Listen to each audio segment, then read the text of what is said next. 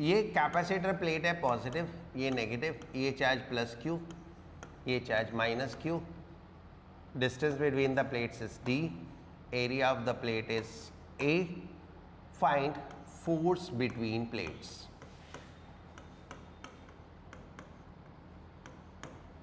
Find force between plates, ये दोनों plates के बीच में फोर्स फाइंड आउट करनी है हमको। देखो ये मैं मान लेता हूँ फर्स्ट सरफेस, ये मान लेता हूँ फर्स्ट, ये second.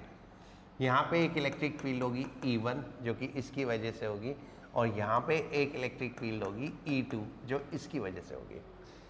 So 1 in field of 2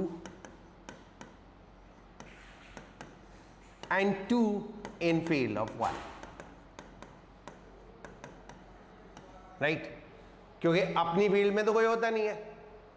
so 1 in field of 2, जो फर्स्ट प्लेट है वो सेकंड की फील्ड में, और जो सेकंड प्लेट है वो फर्स्ट की फील्ड में है। सो अब मैं E1 या E2 लूँ तो वो तो इक्वल ही होता है कितना, सिग्मा अपॉन 2 एप्सिलॉन नॉट, और सिग्मा कितना हो गया, चार्ज अपॉन एरिया, तो Q by 2 A epsilon not. ये तो हो गई इलेक्ट्रिक फील्ड, E1 या E2 लो, एंड दोनों पे चार्ज कितना, Q। इलेक्ट्रिक फील्ड तो यही आएगी ना, सिग्मा अपॉन 2 एप्सिलॉन नॉट होती है, तो Q by 2 A epsilon not.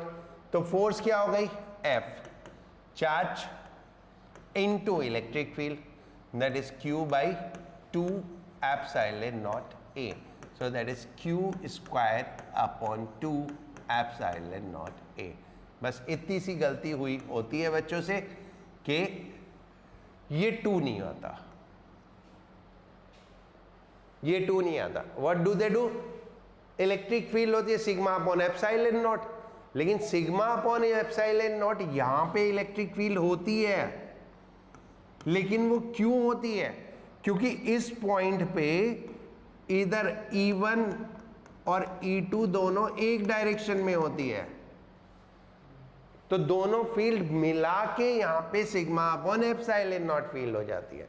But एक प्लेट खुद की फील्ड में तो हो ही नहीं सकती, तो आपको जब इस प्लेट पे फोर्स कैलकुलेट करनी है तो आपको इसकी फील्ड हटानी पड़ेगी सिस्टम से, और जब इस पे कैलकुलेट करनी है तो इसकी फील्ड हटानी पड़ेगी, यानी हाफ फील्ड रह जाएगी।